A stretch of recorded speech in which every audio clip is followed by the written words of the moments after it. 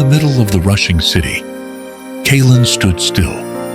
Around him, the world moved in blurs of color and noise. But inside him, everything felt frozen, heavy, out of rhythm. People brushed past without a glance. Even Prin, her arms full of documents, hurried by without seeing him. And for a moment, Kaelan felt as if he had disappeared. Then, like a lantern flickering in the fog, a memory surfaced. The calm face of Senjo, his mentor from the mountain monastery.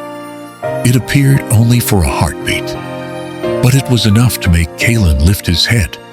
He turned, he walked away from the crowd, and he didn't look back. Concrete shifted to soil, soil to moss, moss to stone steps, winding up the mountain. When Kaelan reached the old wooden gate of the monastery, Elora greeted him with a gentle smile. No questions, no judgment, only quiet understanding.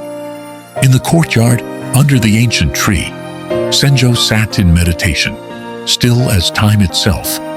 When he opened his eyes, they rested on Kaelan, not to measure him, not to scold him, but to see him. Kaelan bowed deeply. Senjo rose and motioned for him to follow. Beside a mirror-still lake, Kaelan tried to speak, but Senjo raised a hand. Silence. He picked up a single pebble and let it fall. Ripples spread outward. Kaelan watched, confused at first. But behind those ripples came the echoes of his own chaos. Prin's frustration, the city's pressure, the endless noise of a life he could no longer hold together. And yet, Senjo remained calm. Days passed. Kaelan tried to meditate, but his thoughts raced. He helped Elora in the garden, but his mind drifted away. Senjo watched from afar, never pushing, never demanding. Then one day, drained and defeated, Kaelan collapsed beside the lake. A single leaf drifted down, turned once in the air, and touched the water. Ripples spread, soft, effortless. Kaelan looked up. He watched the rings widen, soften, fade. For the first time, he didn't try to control anything. He simply observed. And when the water stilled, he saw the leaf. He saw his reflection, calm, clear. A breath escaped him, light, unburdened. Senjo smiled. Elora's eyes shimmered with quiet joy. Weeks passed in gentle rhythm. Kaelan swept the courtyard at dawn. He watched Senjo's calligraphy flow, like water. He held a warm cup of tea with both hands, savoring a moment he once would have rushed through. One night on the wooden veranda, he gazed at the moonlit lake.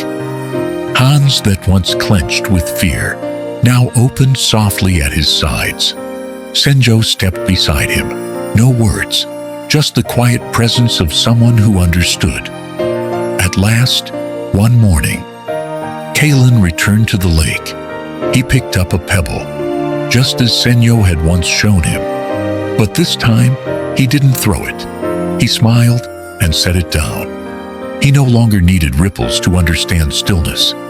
From afar, Senjo and Elora exchanged a gentle nod. Kaelan had found what he came seeking.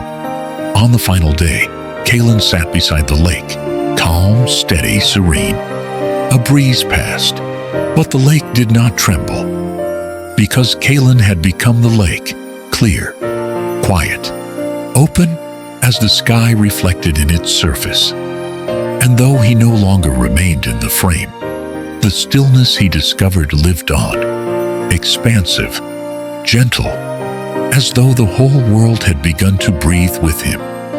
If this story has touched your heart, don't let the journey end here. Come back and listen to the stories in this collection again and again. Let each message gently sink into your subconscious, becoming a part of you, guiding you toward bigger dreams and small, steady steps every day. And if you believe in growth, hope, and the power to change your life, hit like, share, and subscribe. Your small action today could spread inspiration to thousands of others, people who are also searching for light and motivation to bring their dreams to life. This is Daily Wisdom Stories, where small stories plant seeds of inner awakening. See you in the next chapters of this journey.